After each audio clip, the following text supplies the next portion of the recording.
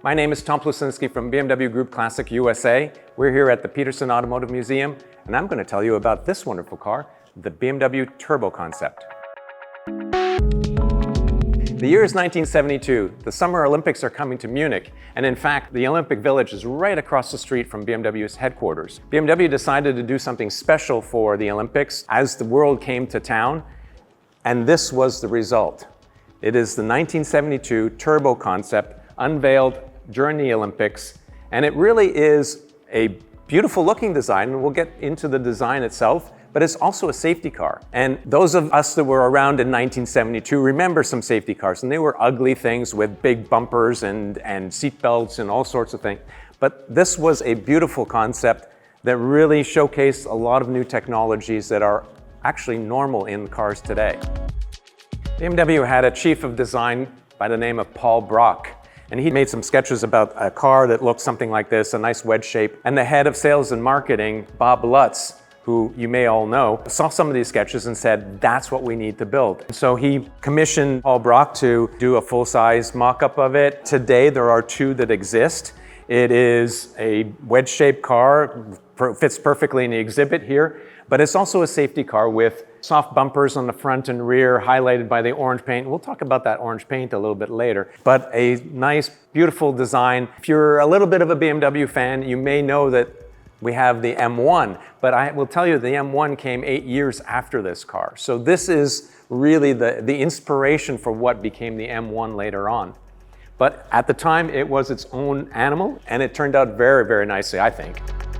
When we speak of a BMW, we always have to come back to the kidney grills. And this was a completely new interpretation of the kidney grill, which, as I mentioned earlier, also went to the M1 concept later on. So you have the kidneys in the center with these long slats on either side, and they're built into a soft front bumper here, which was one of the, and it's a deformable section. So it was one of the very first times something like that had been done. It was, in response to the safety concerns, and in the US there were 5-mile-per-hour bumper laws. So this was Paul Braqq's way of integrating a beautiful design as well as the 5-mile-per-hour bumpers.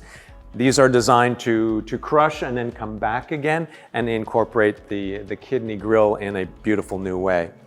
They are orange because A, it's a safety car, and secondly, Paul Bracq is a French gentleman, and he had seen French fighter jets with the orange tanks on the end, and he thought that was a very interesting way of delineating the fuel tanks, and also for safety reasons so people wouldn't hit them. So he decided to do safety orange on the front and rear of the car with the ochre in the center. So it's bicolored, which was also very difficult to do at the time, and it highlights the deformable bumpers here.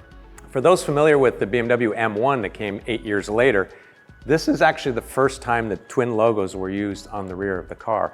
It is a mid-engine car, so there is a cutaway in the center there, but this Paul Bracq in 1972 was the first one to do double logos.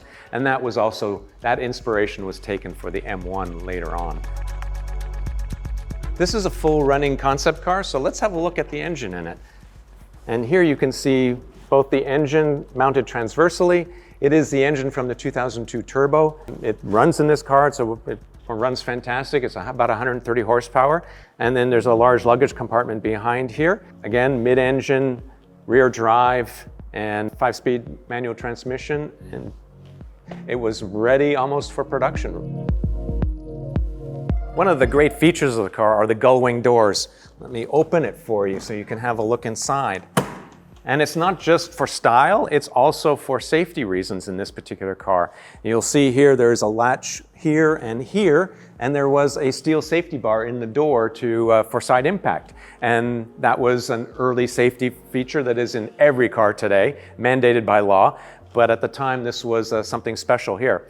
It also makes for a very beautiful look, and it makes getting in and out of a very small sports car quite a bit easier than if you had normal doors.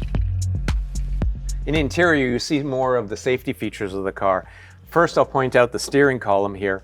It was one of the very first to have universal joints so that in the event of a big impact, the steering column doesn't come into the car and impact the driver. It also has a soft button here or a soft cover on it so that if the driver does go forward, it wouldn't provide much damage. Way before airbag time like we would have today, but at the time that was leading edge. Quick feature in the car that you would recognize from today is the car won't start unless your seatbelt is on.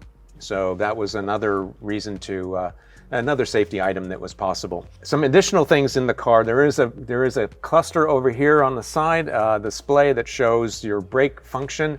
This car was meant to have ABS brakes, as well as a radar system to tell you if you were going to be able to brake before you hit what was in front of you. And it was pretty rudimentary. I don't know that it really worked very well, but it was in the car and it was something that was being engineered, and now that's fairly normal. Our cars, BMWs, will have automatic braking assist so that you don't need to worry about that so much anymore. It was thought of back in 1972 here.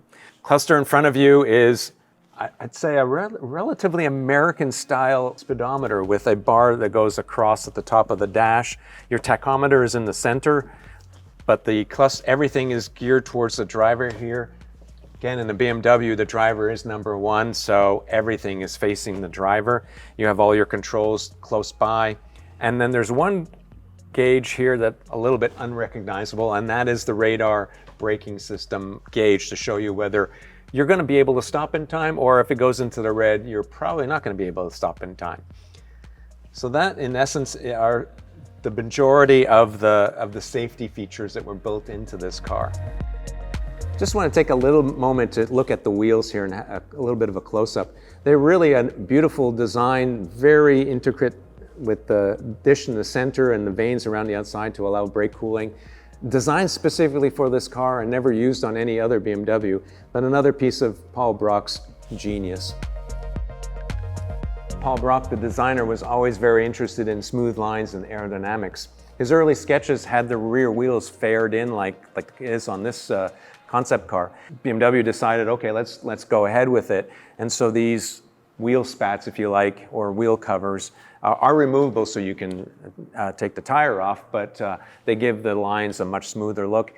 Quite unique at the time, and it's really a throwback to the earlier era of the 50s and a little bit later than that, but it really works on this car. All right, normally I shouldn't do this, show you what's underneath the skin. It is a concept car after all, so it really isn't designed to look beautiful where you don't see. But I just want to show you that this is truly a fully running car. You see the brake servo there, batteries in it, radiator, everything. It fully ready to go. Now, when the car was originally designed, it was designed as a concept. But soon after the Olympics, BMW started to think about how to bring it to production, or whether they should bring it to production.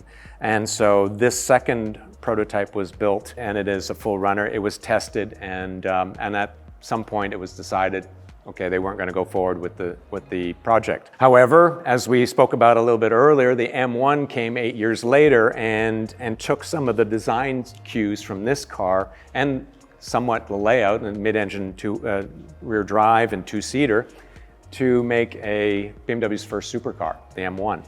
Okay, I'll give you one little Easter egg on the car too. Under this flap is your fuel filler. If you're loaning the car to someone, you'd need to tell them where it is, because otherwise they would never find it. A little personal story for me in this car, and it will show my age.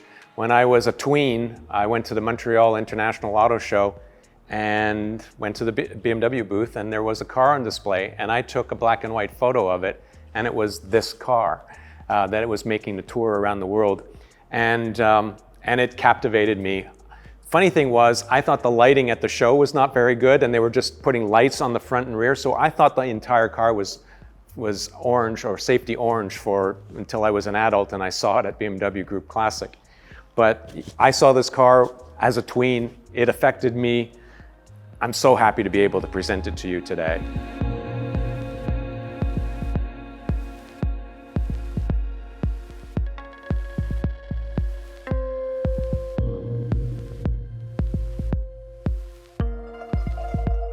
It's been an absolute pleasure sharing this wonderful car with you here at the Petersen Automotive Museum. The car is going into the Wedge exhibit. It'll be here for 6 months. I urge you to come and see it. My name is Tom Plucinsky from BMW Group Classic. Hope to see you there.